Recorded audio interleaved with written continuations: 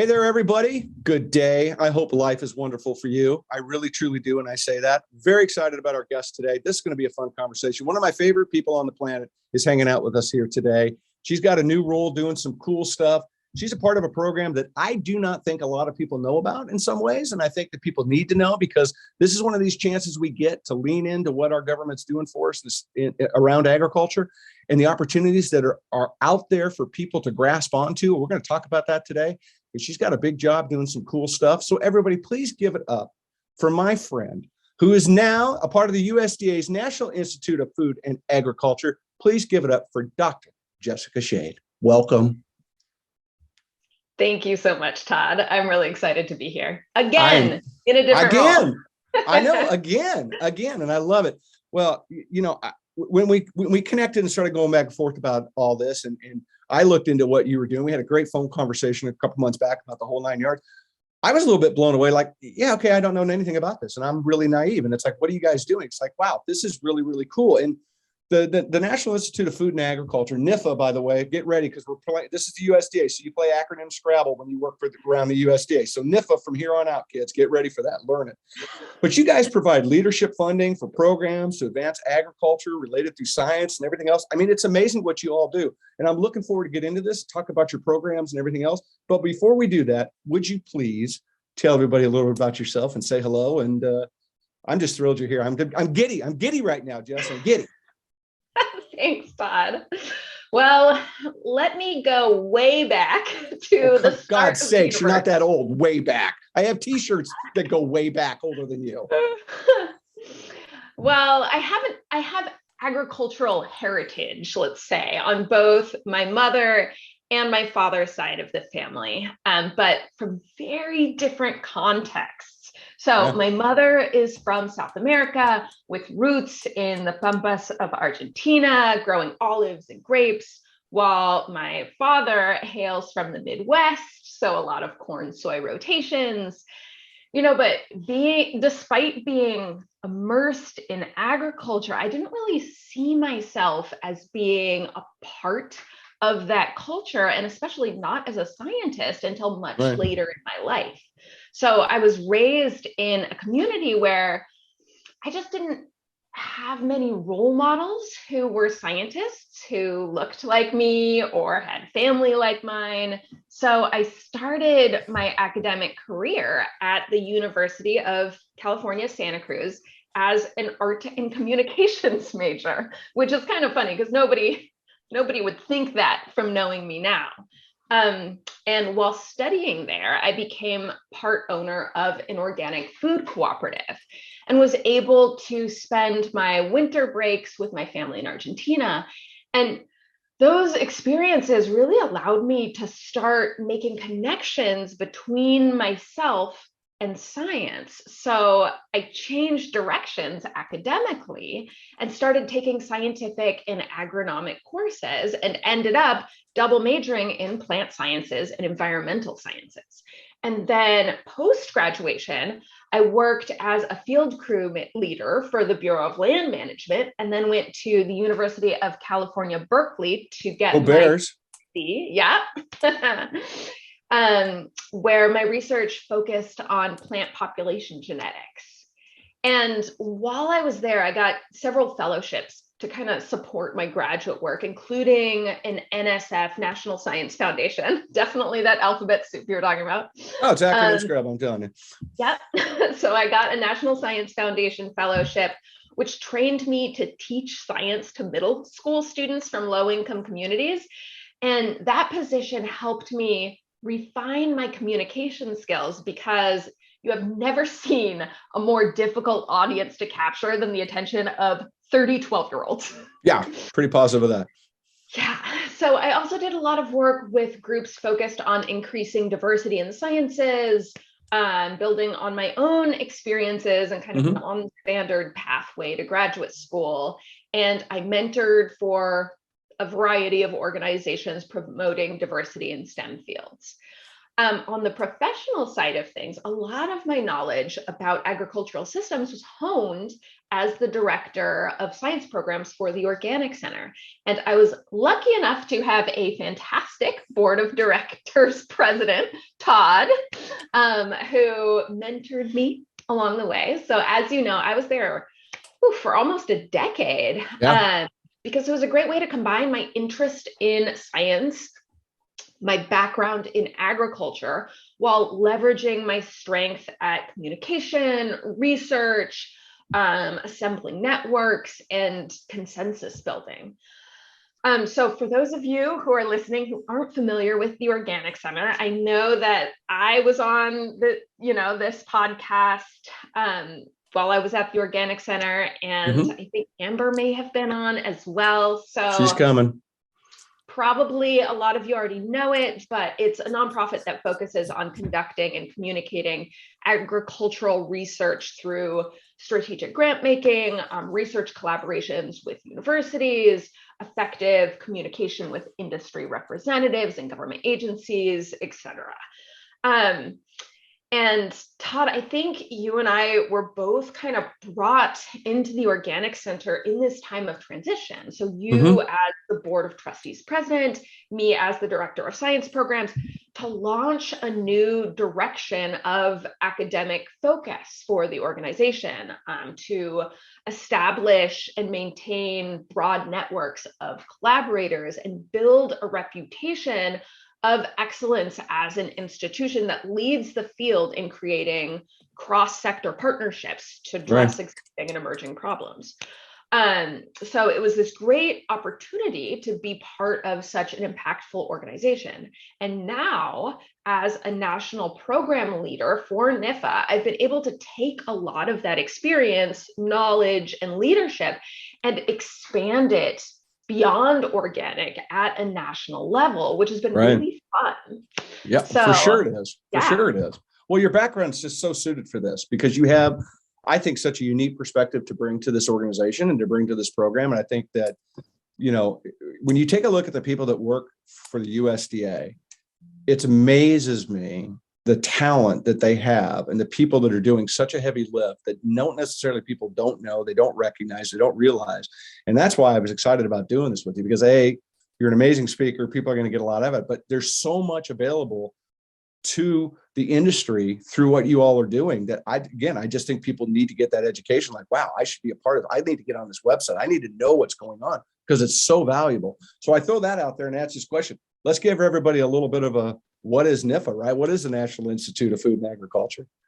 Yes, this is a great question because, like you said, there are a lot of people out there who probably haven't heard of it before. So what NIFA does is we provide funding for food and agricultural sciences.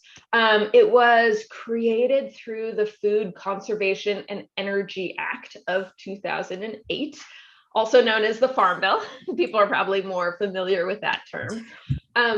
With the mission of investing in and advancing agricultural research, education, and extension to solve societal challenges, and the vision of catalyzing transformative discoveries, education, and engagement to address agricultural challenges. So in short, we work to solve regional and national issues around food and farming. And our programs work to advance the administrative priorities of USDA. So those are addressing climate change via climate smart agriculture and forestry, advancing racial justice, equity, and opportunity, creating more and better market opportunities, tackling food and nutrition insecurity. And there's also this kind of fun priority, which is just making USDA a great place to work for everyone, which I have been the beneficiary of. No doubt. A lot of those priorities you'll see echoed in all of our funding opportunities. So it's kind of neat to see how they plug in with what we're funding. Well, in a lot of ways, you're talking to people, you're literally the pathway in a lot of ways to the future of farming. And I think that you guys are in such a unique position because you don't have a microscopic lens. You're not focused on one singular thing. You're looking at to your point, how do we advance and engage people to advance the agricultural challenges that we're facing? Right. And there's a lot of them. I mean, look, we're both in California. You say the word water and you can go in many directions right in this state. And so to be able to look at that and know that those resources are available, and we're going to get into that a little bit. Tell people, though, more specifically, before we dive into this, exactly kind of what your role is as a national program leader, because I think that's really going to help people go, oh, okay, now I get how this Ouija board's working now. Yeah, and this is a question that I get all the time. What do you do? What is a national program leader? So what I do is I administer research, education, and extension programs that address national agricultural priorities. So some of the things that I do are things like collaborating with teams to make sure that our research funding programs run smoothly, that all the proposals are having a thorough and fair review. I provide national leadership and interagency coordination in my assigned program areas. I review and approve plans of work and annual reports for land-grant universities. And I also make sure that the program requests for applications, so the RFAs, reflect the needs of farmers and the priorities set by Congress. And specifically, I work in 3 different program areas. So one, which I'll probably be talking about most in this program, is the Specialty Crop Research Initiative. But I also work in the Urban, Indoor, and Emerging Ag program and the Data Science for Food and Agriculture Systems area within the Agriculture and Food Research Initiative. So, well, the first 2 sound great. This third one sounds boring. I'm not going to lie to you.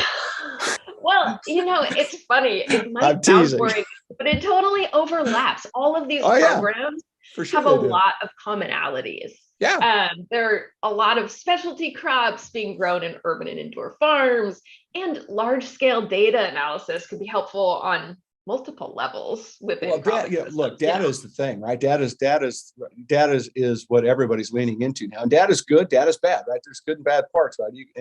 But to be able to capture it in an agricultural format, and to be able to understand how data is making a difference to the farmer in a downturn economy, lack of resources, blah blah blah, all these things, it's so powerful. And we need to be really thinking about it. And I love the fact that you guys put so much energy into it. Yeah, and so much data is being created right now that there needs to be a focus on, okay, we have all this data. What do we do with it? How can it be used in a way that will actually help farmers instead of just creating data that kind of goes into the ether? Well, so let's talk a little bit. Let's get into, what you guys, and NIFA actually fund, right? And how does that work? Because it's you think about it and people are like, okay, this is kind of interesting. I don't think people realize what your budget is. I don't think realize what you guys are, like you guys, your sandbox is just not, a little skimpy part of sand. There's a lot of sand in your sandbox. Talk a little bit about how you're funded and what you do. Yeah, so our total annual budget is around $1.8 billion. That's a B, kids. That's a B. Yeah, that's definitely a very large sandbox, as you say. And we have these 2 overarching types of grants. So the first is what we call capacity grants. These are non-competitive. They provide support for research and extension activities at land-grant institutions through grants to states on the basis of statutory formulas. So rather than having a competitive process for a set amount of funding based on a proposal budget, these provide land-grant institutions funding using a formula. The other type of grants that we administer are competitive programs. And these are the ones that most people outside of the land-grant institutions are more familiar with. They provide support directly for research, education, and extension through grants that are scientifically peer-reviewed and then awarded. And within the competitive grants, there are 2 main types. I mentioned that one of my programs is the Data Science for Food and Agriculture Systems area within the Agriculture and Food Research Initiative. So we call that AFRI. That's the acronym we use for that one. I'm writing it down. I have a scorecard going. Yeah, You're not gonna beat me this time. I have a whole list myself of the acronyms that I use. I use flashcards. It helps me. It does. I'm telling you. So the programs that fall under AFRI support research, education, and extension activities in 6 Farm Bill priority areas: plant health and production and plant products, animal health and production and animal products, food safety, nutrition and health, bioengineering, natural resources and the environment, agriculture systems and technology, and then the last one is agriculture, economics, and rural communities. And then the other type of competitive grants that we have at NIFA are those that don't fall under AFRI. So those include programs like the Specialty Crop Research Initiative. But Right. in general, those programs have broader priorities that are often congressionally mandated. Although you'll find no shortage of diversity within or outside of AFRI. There's just a lot of really cool and very diverse programs at NIFA. Oh, it's unbelievable when you take the time to sit down and get on the Google machine and get into it. It's amazing the different things you have going on. And I think the one that I want to lean into right now, which is probably the most common buzzword that people are going to recognize, is the Specialty Crop Research Initiative. So give you a 2-part question on that one. A, what is it? And the second part, what kind of projects does the Specialty Crop Research Initiative fund? If you wouldn't mind tying it both together, I think would probably be a good segue. Yeah, so the Specialty Crop Research Initiative, the acronym we use for that one is SCRI. So if I slip into my acronym language. I already have it down here. You're not going to get past me. So the SCRI was first authorized in the 2008 Farm Bill to fund research and extension specifically on specialty crops. And it was this response to industry members, specialty crop industry members, who came together and pushed Congress on needing support for specialty crop research and extension. And it was first funded at $35 million, and then it's been steadily increased through the Farm Bill iterations. And one thing to note is that in 2013, the Farm Bill lapsed, so SCRI wasn't offered. It was kind of a rough year for a lot of researchers who really rely on this funding for long-term systems trials. So just as an aside. And right now, we're currently funded at $80 million annually. And the most recent update to the program expanded the legislative focus areas. So the program encompasses this really wide variety of priorities. We have 5 congressionally mandated priority areas.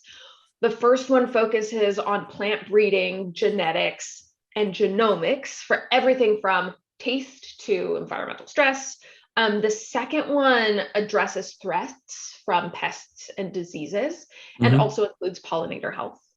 The third one is this really broad category that includes production efficiency, handling, processing, competitiveness in trade, profitability, and also a better understanding of the soil microbiome and extending the storage life of specialty crops. The fourth priority looks at new innovations in technology for everything from mechanization and automation to monitoring systems.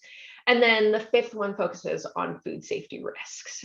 And what we're really trying to facilitate with the Specialty Crop Research Initiative is project concepts that are built from the stakeholders. So we want to make sure that the researchers are engaging growers before they even come up with the research agenda, to ask growers what their challenges are and build a research concept together that meets the needs of the group. So this really collaborative process that engages the industry, engages growers from the inception of the project.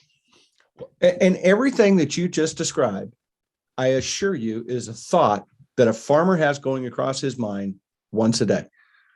in some Yeah. way or another, some conversation, maybe once a week, some way or another, these things that you all are doing are a part of agriculture's everyday life. And to be able to have not only a place where things like this are happening as a resource, but to be, and to your point, going to growers to get involved into how are we going to feed 9.5 billion people on this planet good, clean, healthy, safe food.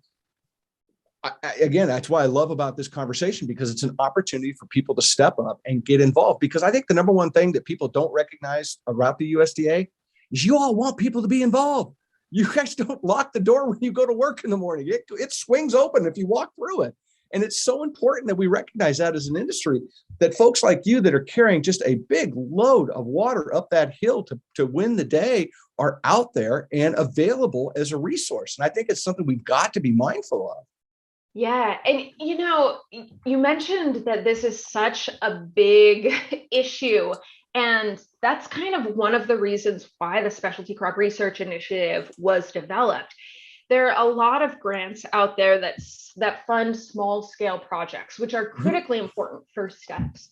But what Absolutely. the SCRI does is it has this bigger budget, so we can fund bigger projects. So, we fund coordinated agriculture projects. Those are kind of the largest projects that we fund, Right. that last up to 4 years and have a budget of around $2 million per year. So we're funding $8 to $10 million projects at a time, which is really important because a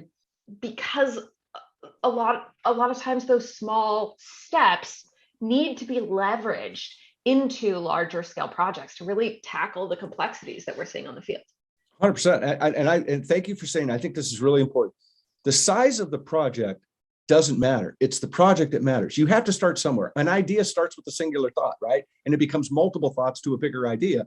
And I think it's really important that we recognize that the smallest thing could turn into the biggest revolution change that we're going to see in our industry. And I love the fact that you guys lean in from top to bottom on that. I think it's so important that you're just not all the fluff and all, this and that and the word of the day, because there's some people doing some really, really cool stuff in agriculture that need that support and that uplift. Because again, it may not be what they're working on today. It's what today turn tomorrow into could change the world. And I think it's so powerful. Yeah, I really do. Well, let's talk a little bit, because you guys, you really put science knowledge into practice, right? Your integrated approach, as you talked about, you got research, you got education, you have extension. So in that process, and I want to get into this because I know this is something that you're really, really involved in. Let's talk about this relevancy review process that you go through. What do people have to do? Let's get people coming alongside. Like, okay, how does this work? How do I get involved? So if you wouldn't mind just touching on that a little bit. Yeah, so SCRI is kind of unique. So the Specialty Crop Research Initiative is unique because it goes through a two-tiered review process. Most programs just have a scientific merit review process. So applicants turn in their application, it gets reviewed by scientists for the merit of the proposal, and then funding recommendations get made. With the Specialty Crop Research Initiative, in addition to the standard scientific review panel, SCRI grants get reviewed by industry members too, through what's called the stakeholder relevancy review. So for the SCRI applicants, they have to submit pre-applications. So instead of just straight to full applications, they submit these pre-applications, and those pre-applications get reviewed by industry members. So farmers, growers, packers, shippers, etc., really experts in the specialty crop industry, to make sure that the application is really relevant to the industry, that it's tackling a critical need for the sector. We usually have about 16 different groups of relevancy reviewers. So, we'll have different groups based on the applications that we get. Some will be focused on berries, some will be focused on tree fruit, etc. And each of those groups have about 9 different reviewers in them. So 16 groups, 9 different reviewers in each of those groups. You can see that it really adds up to a lot of reviewers. Yeah, but it's the And industry though. But let's be fair. It's the industry coming to the table. I want to make sure people recognize that it's just not, you went down the hall and got, somebody from the typing pool to come in here and say, hey, would you look at this? This is literally the industry checks and balances looking forward as an industry together. And I think that's powerful as well. yeah, exactly. And what's really neat is that it means that the industry is having a say in which proposals end up getting funded, because they're the ones who are helping us decide which applications to invite for a full proposal. So once those pre-applications get invited for a full proposal, then the full applications, they still go through a scientific merit review. We still want to make sure that science is critical and sound. And each proposal gets reviewed by 3 to 4 panelists who all provide written comments of the applications that they read. And then the panelists discuss each proposal at a panel meeting. And then the final funding decision gets made as a combination of the relevancy review and the scientific merit reviews, with an equal weight being given to each review. And I'll also note, I know that your audience has a lot of industry members listening. There are also a lot of industry members who have scientific backgrounds and can serve on either the relevancy review or the scientific merit review. We really have found that scientists from the industry can give some unique perspective to the scientific merit reviews. So there are kind of these two opportunities to get engaged. Well, and look, and I think people need to be mindful. Kids, it's your tax dollars, right? It's you're contributing to this. So as an industry person, why wouldn't you want to go and be a part of this? And the opportunity's there. I mean, you pick up the phone and say, I want to help. I don't think they're going to hang up on you. I'm pretty sure you're going to get called to action, and they need the help. So talk about a little bit about this, what's a winning combination that you look at for success too? Because I think that's a kind of an interesting thought process. Yeah, and it's a good question because we get a lot. I try to throw one good one out of the 500 that I have up in front of me. I try hard. Well, we get a lot of proposals. We're getting sometimes over 100 proposals, and all the proposals are really high quality. Yeah. So understanding how to have what makes a successful project is really important. And what a success, to be successful with the SCRI, you need a project that is, first of all, absolutely critical for a specialty crop. So a trip to Fiji is not going to work. Or we don't even fund things that are kind of esoterically important for crops. We want a project that comes from stakeholders, where stakeholders are the ones identifying the issues, and then a collaboration develops between the researchers and the growers, and that's maintained throughout the life of the project. And when I say we, I really mean the reviewers. I'm not the one who's making the decision. Right. Right. It's the experts who are reviewing these proposals. So these projects really need to turn that academically led research on its head to be grower led, with grower involvement. It also needs to be scientifically sound. So I've mentioned the scientific merit reviews. So we really need top tier science that is novel. And it has to have a really clear pathway for getting information to the audience that needs to know about that information to make management decisions. So extension has to be both clear and effective. You can't just share results in a webinar and then call it a day. The project has to highlight how it's going to have a high likelihood of impact, not just a high likelihood of producing results. Right. Another part of the puzzle for SCRI is that the projects need to be systems-based and transdisciplinary. So a systems-based approach is a framework that's based on the belief that the component parts of a system can best be understood in the context of relationships with each other. and with other systems rather than in isolation.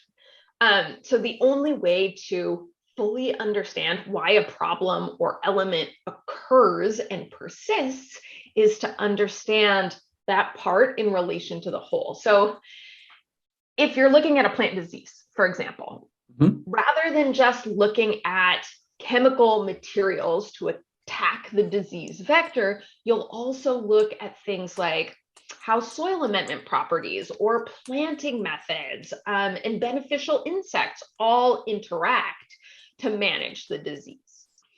And then I also mentioned transdisciplinary. So transdisciplinary approaches kind of take this a step further.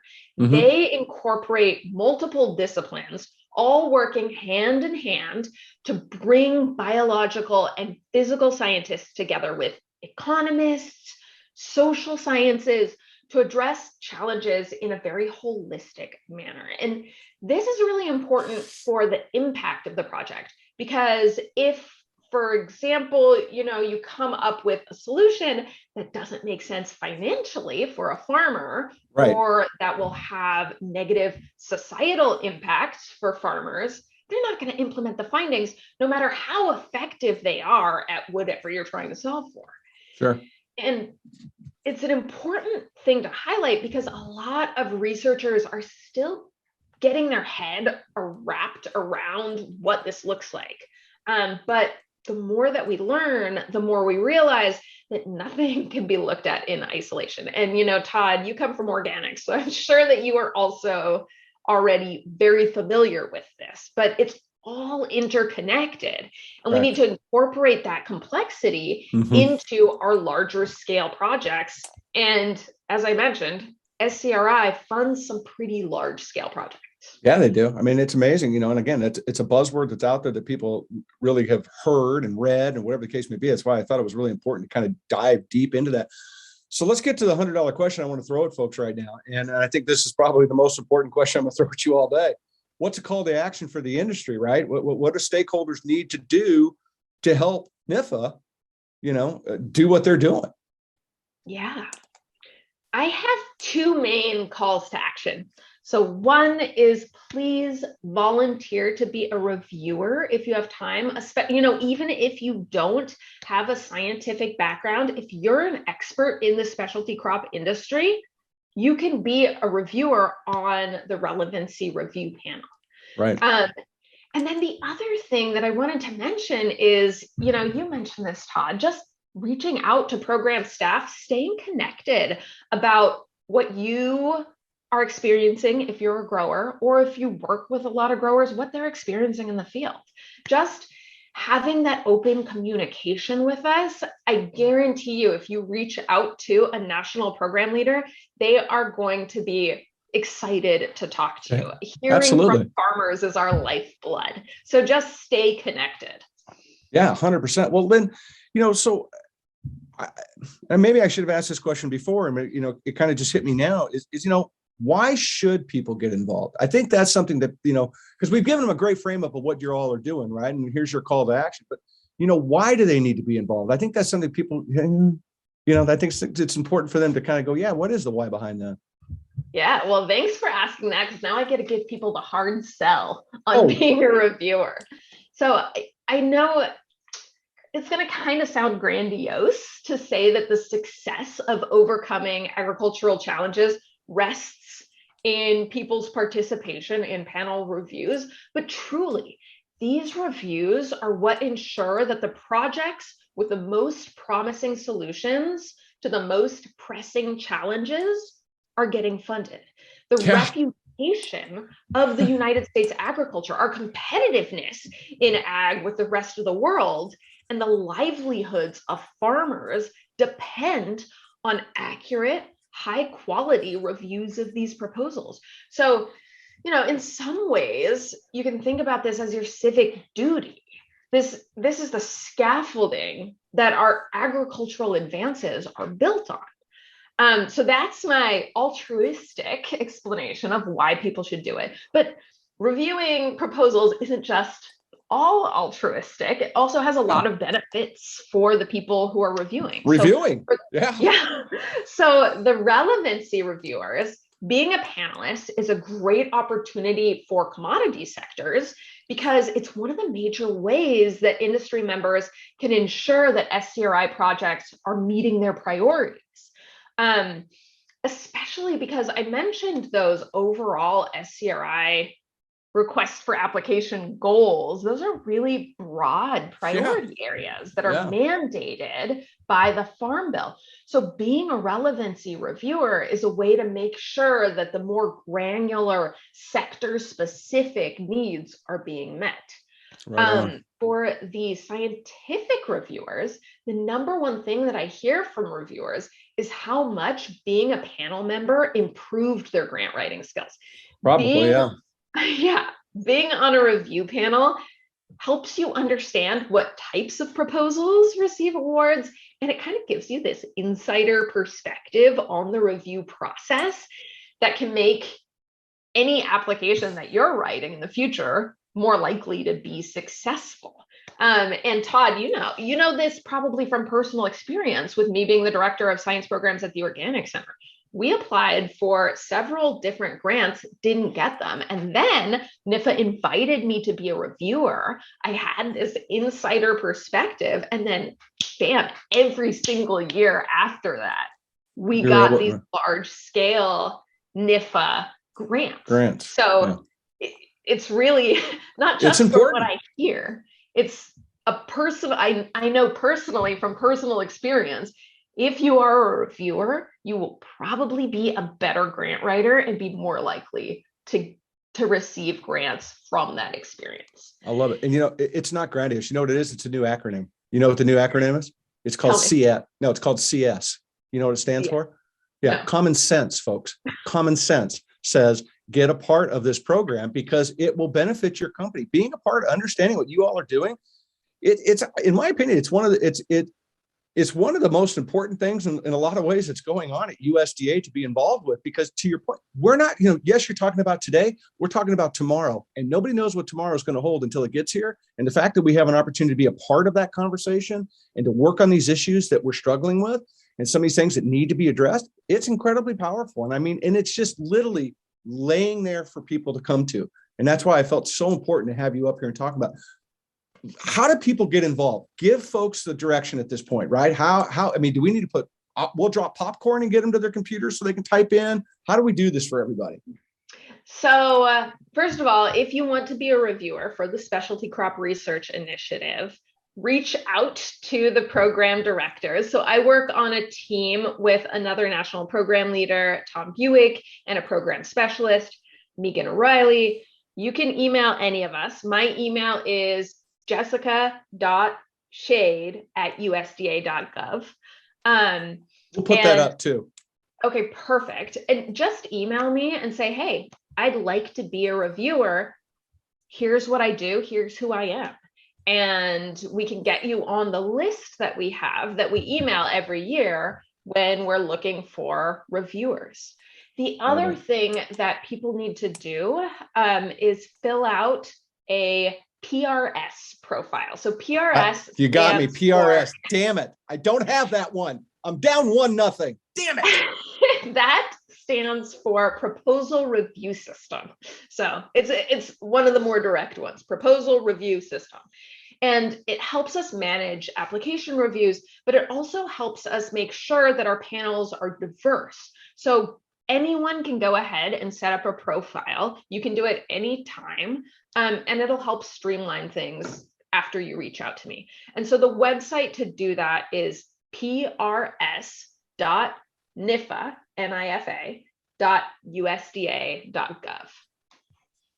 Cool. We'll put that up too for everybody to make it easy. We'll put that up on all our show information and our posting and stuff so people can grab that stuff really quickly. Make sure they have it in front of them. Super cool. So what's next? Is there something exciting? Yeah. Besides, you're coming back, right? You're coming back. We'll come back next year. We're going to talk more about what NIFA is doing, keep people updated. We got to keep this in front of people. Yes. So I would say the next iteration of the Farm Bill is coming up in 2023. So Going to be a stay unique tuned one. with that. That's It's kind going of to be a unique exciting farm to bill this see. year. See what's going to go on. And then we also have some really cool new programs at USDA, one of which that I'm helping to lead, and that's the Urban, Indoor, and Emerging Agriculture Program. And it facilitates the development of urban, indoor, and other emerging agricultural production systems. So that one's going to be really interesting. I'm excited because it fills this niche within our funding programs that hasn't been filled before. So we're getting, we're going to get all kinds of really exciting proposals from that. We just had the application deadline for that one. So stay tuned, because in a few months, we'll likely be announcing the projects that get selected from funding after the review process. And then the other new program that people should keep an eye on for 2023 is the AFRI Sustainable Agricultural Systems area. So projects for sustainable ag systems have to focus on approaches that promote transformational changes in the US food and agricultural system to increase agricultural production while also reducing its environmental footprint. And these are really large scale, complex, transdisciplinary systems-based projects, and the funding levels of the grant reflect that. So, these are $10 million projects. So there are going to be some really cool projects coming out of that program too. So those are my tips for what to watch out for over the next year. Absolutely love it. And something that I think just comes to top of mind right now is that democracy has many doors we can walk through. And this is an opportunity to be a part of changing our country's food system, being a part of our country's food system, leaning into tomorrow's version of the food system.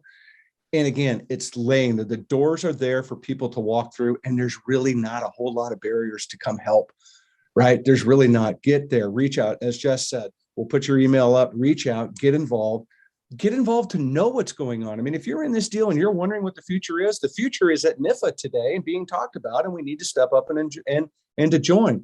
I just think what you're doing is super powerful. I'm thrilled that we had this time to be able to hang out together.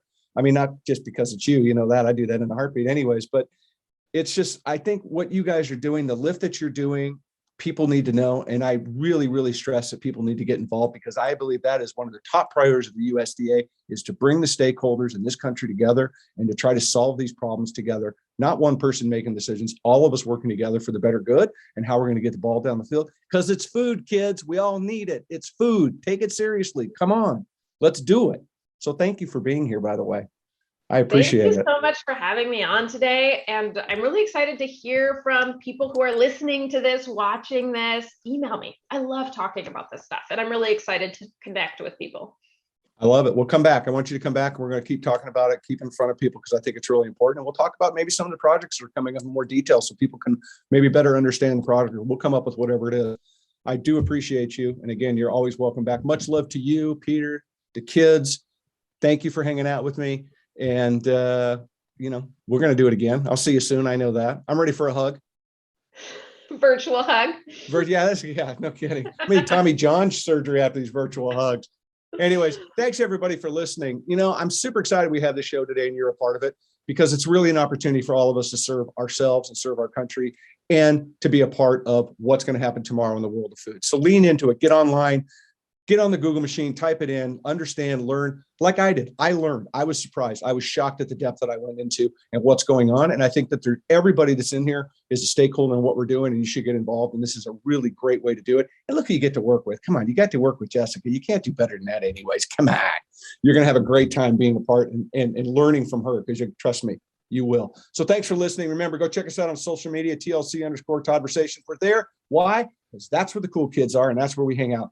Take care of everybody. Go inspire somebody today. Go tell somebody in your office. Go tell somebody at the gym. Go tell your mom, whoever it is. Go tell them you love them, you appreciate them, and thank them for being in your life, because I'm telling you, you're going to get the benefit out of that as much as they are. So stay smiling, everybody. We'll see you soon. Jess, love you, and I'll see you soon. Thanks, everybody. Take care. Bye.